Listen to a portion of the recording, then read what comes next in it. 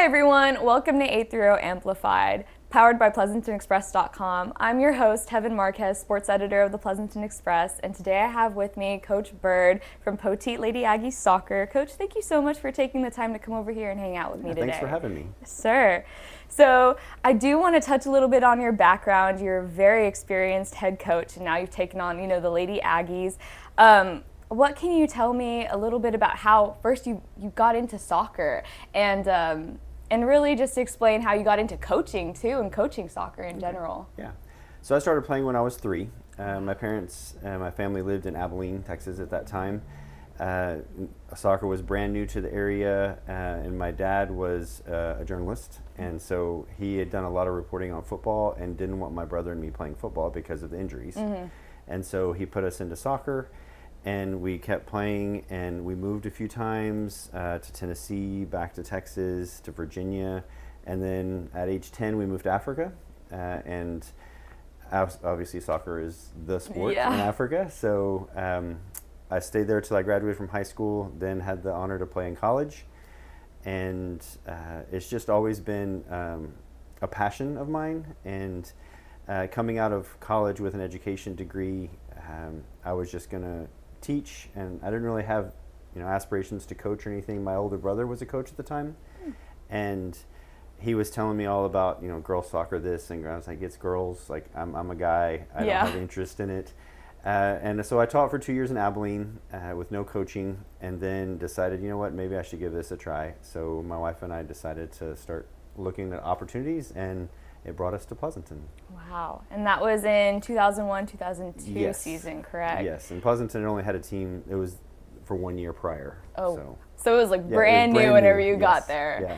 Gosh. So talking a little bit about that, you were in Pleasanton for about 20 years. Is that safe to assume? Yeah, 21 coaching years, 22 total. Yeah. Oh, wow. That's a pretty long time, 2 decades in an area. So obviously you're very familiar with Atascosa County, being a native, but coming in here and really taking on the head coaching role over there and for the Lady Eagles.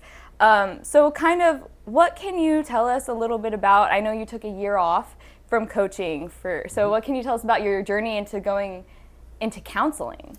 So I got a master's degree in kinesiology in 2015, I believe, and I specialized in sports psychology because the mental side of athletics has always fascinated me. Yeah.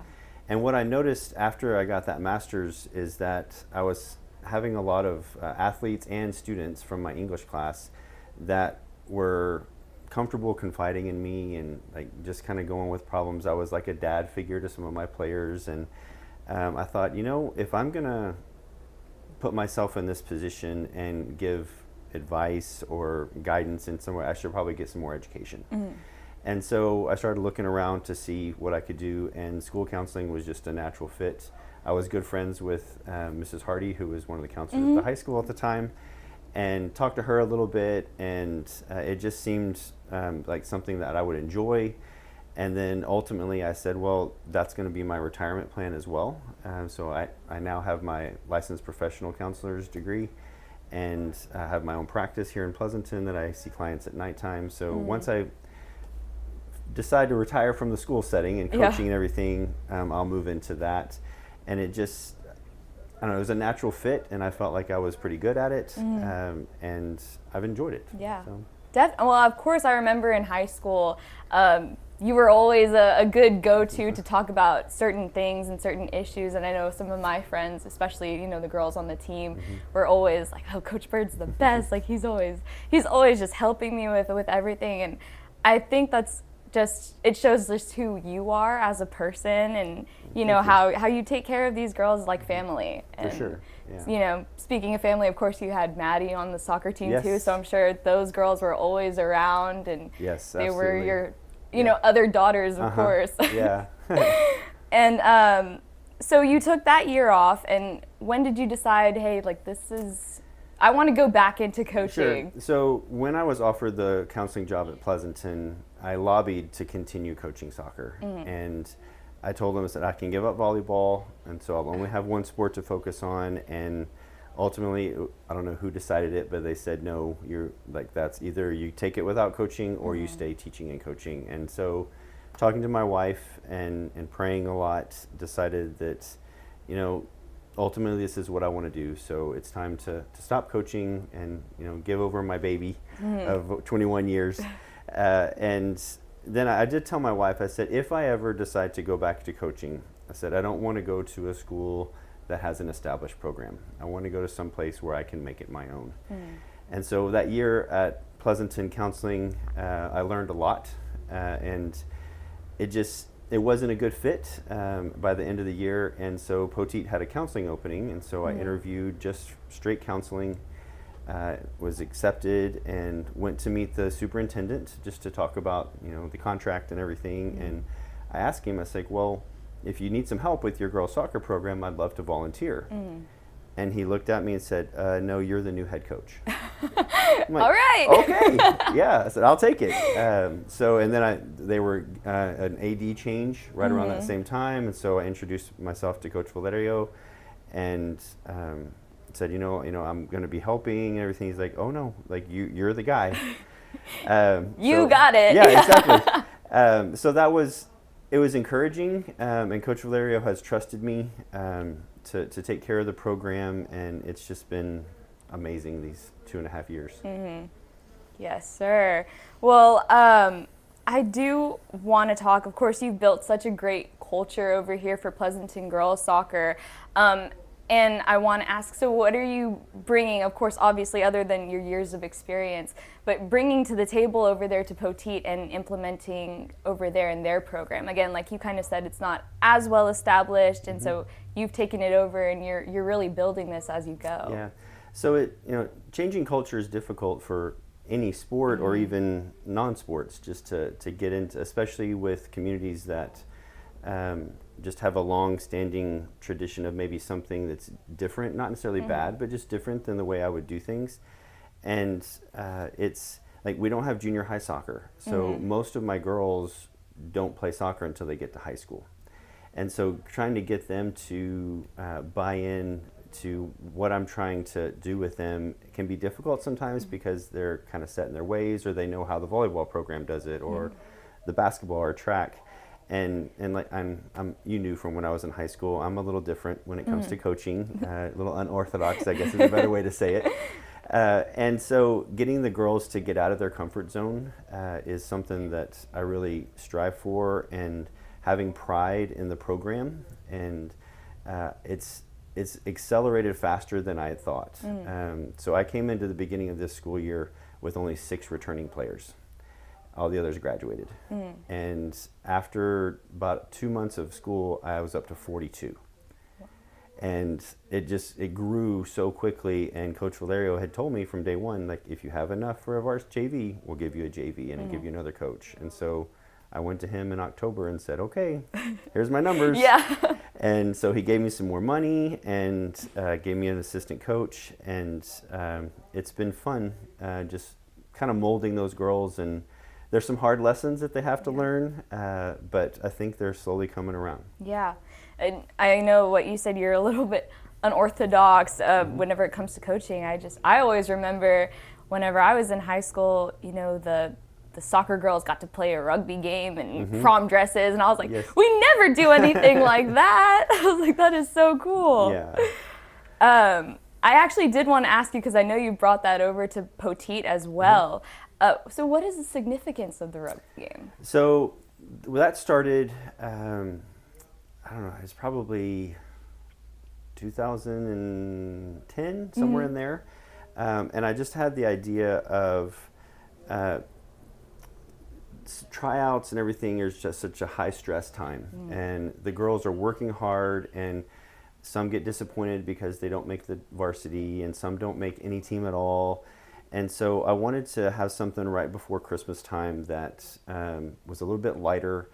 And I introduced rugby to them because I knew that none of them had played it before. And so it would be an even playing field for JV as well as varsity. And I would get my assistant coach, and we would divide the girls into 2 teams as equal as possible. And then we would play. I would spend the practice before the day teaching them the rules, and it's actually a hybrid of. There's two different styles of rugby, and I've kind of meshed them together, and it's just the parents would get involved, and we would have a potluck at Pleasanton, and it was just a good time to just enjoy being athletic and having fun before we get into the grind of the season. So unfortunately, this year at Poteet, we weren't able to do it because having to manage two teams at the beginning, and I think that's something I will bring back next year. We did it the past 2 years. So yeah, that was kind of where that came from. Yeah. Oh man, awesome. Coach, you were talking to me a little bit about perception, and actually the misperception of Poteet athletics while you were at Pleasanton, and how that shifted now that you've gone to Poteet and you're involved with the students over there. What were you kind of telling me about that? So when I was at Pleasanton, I mainly coached against Poteet in volleyball. They didn't add their soccer until my last 2 years, but we always, and I don't know, maybe this is the wrong term, but there was a bit of an arrogance about when we would play. But that's like little brother over there, and we didn't worry about them. There were a few times when they beat us, and it was embarrassing, and we just had this negative perception of Poteet as a town, as a school, and once I got over there, I realized how wrong I was. And characterizing schools based on one or two things is not fair, and we wouldn't want it as Pleasanton as well when I was there. And then just being around the kids, like they're high school kids, just like Pleasanton had high school kids, and they didn't have as much success athletically during the time I was at Pleasanton, but they had so many other things going for them. And then being a counselor, seeing a different part of the school than I was when I was a teacher at Pleasanton, it's amazing the opportunities that our kids have at Poteet with our automotive program, our cosmetology program, and things that Pleasanton kids, of course Pleasanton had some other things that we don't have, but we give these kids so many chances to better themselves.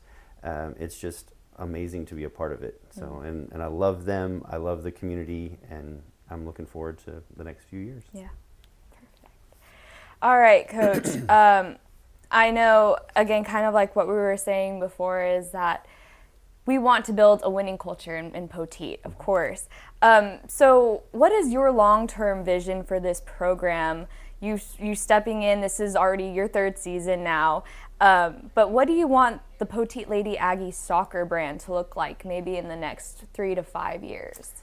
I would like us to be that school that people don't want to play because they know, we're going to play fair, but we're going to play hard, and we're going to have a specific way of playing that I want schools to, as they scheme against us, like they actually have we have to stop this person, or we have to stop. And right now that's us with everyone else. Like, hey, we know that's their best scorer, so we need to make sure we stop her. And we're not to that level yet, but I see we're making slow strides into that area. And we still at times are a little surprised at ourselves when we do something good. And I want that to become more of a habit than a surprise. Yeah.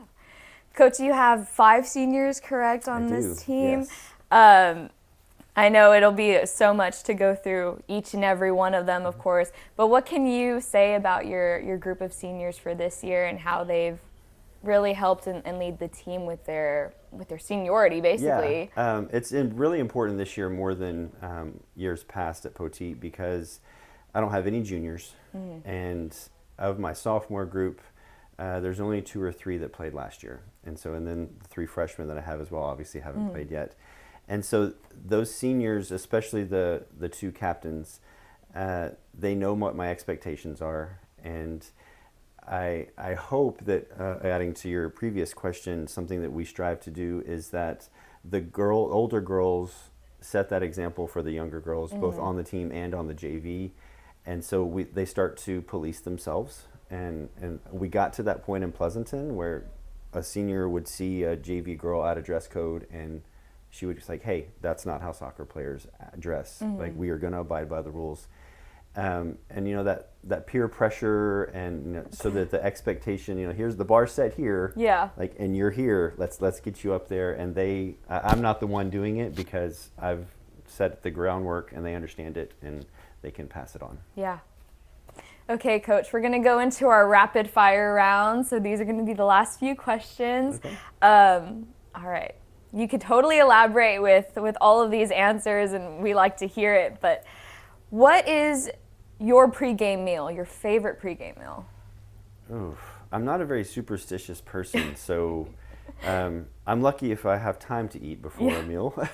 I guess if I had to do something, Whataburger, I guess. Oh, Whataburger's a good one. What's your order for Whataburger? I like the spicy chicken sandwich. Spicy chicken. No tomatoes. Okay. Don't like tomatoes. That's very clear on that. No tomatoes at all. What song is guaranteed to get you pumped up before a game? Ooh. I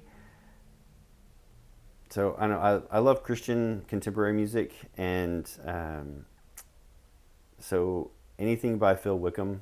I know that kind of sounds weird, but praise music makes me happy, and so it puts me in a good mood. So that's probably anything by Phil Wickham. Yeah. All right. And I guess you just said that you are not a very superstitious person, but do you have anything, or do you have a certain routine that you go through on game days? Not really. My dad asked me this when I was in college, if there was do you put your shoes on the same way? And I said, well, I always put my left shoe on first, but that's just habit. It's not. It's not because I'm afraid something's going to go wrong if I do it the other way. So I really don't have anything. I know I'm kind of boring. No, left shoe first, always. And what is the best advice you've ever received? So, I don't know. I'm very proud of my marriage. My wife and I have been married 27 years in May. 26 years in. If you're watching this, babe, sorry. But we were given the advice one time to, when you're having an argument, whether it be with a spouse, a friend, whatever, always give them the good banana.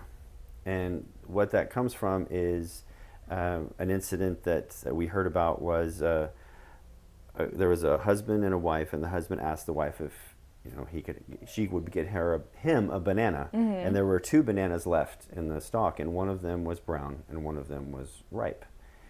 And the wife went over and looked at the bananas, and so she had a choice because she wanted a banana too. Oh. And so which one is she going to get for? And so my wife and I use that a lot with each other, and that giving nature, and in life that's important, to look at things bigger than ourselves. And it's especially with young kids, it's hard to not be selfish because that's just a natural tendency.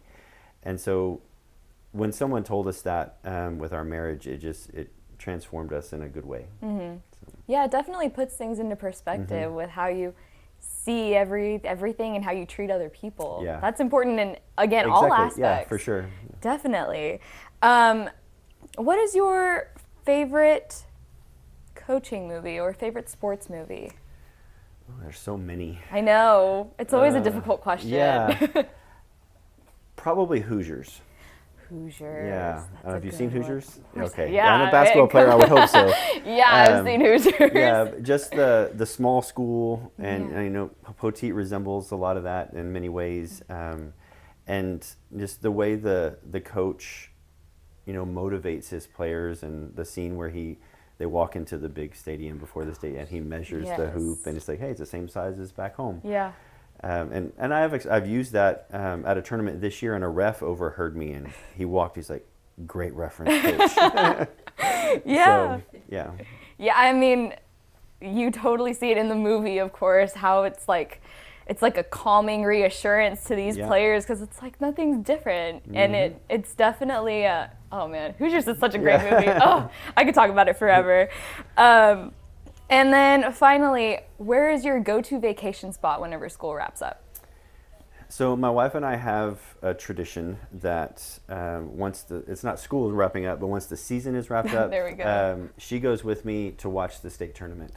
And we get an Airbnb in Georgetown, and we make it just a weekend, getting away, relaxing. And she says that she likes it because I'm a different person watching a game than I am coaching the game, and she doesn't get to be with me on the sidelines. So she likes to ask, like, well, hey, why did they do that? Or I'll criticize this, and she'll kind of ask me questions about it. And it's a great escape for the two of us because I'm so busy and we don't see each other as much as we want to during the season. So yeah, that's where we go. There we go. That sounds like a relaxing, Yeah, fun weekend for everyone. For sure. All right. Coach, thank you so much for taking the time out of your morning to come and talk with us about the season. And thank you guys for tuning in to 830 Amplified, powered by PleasantonExpress.com. We hope to see you in the next episode. Bye.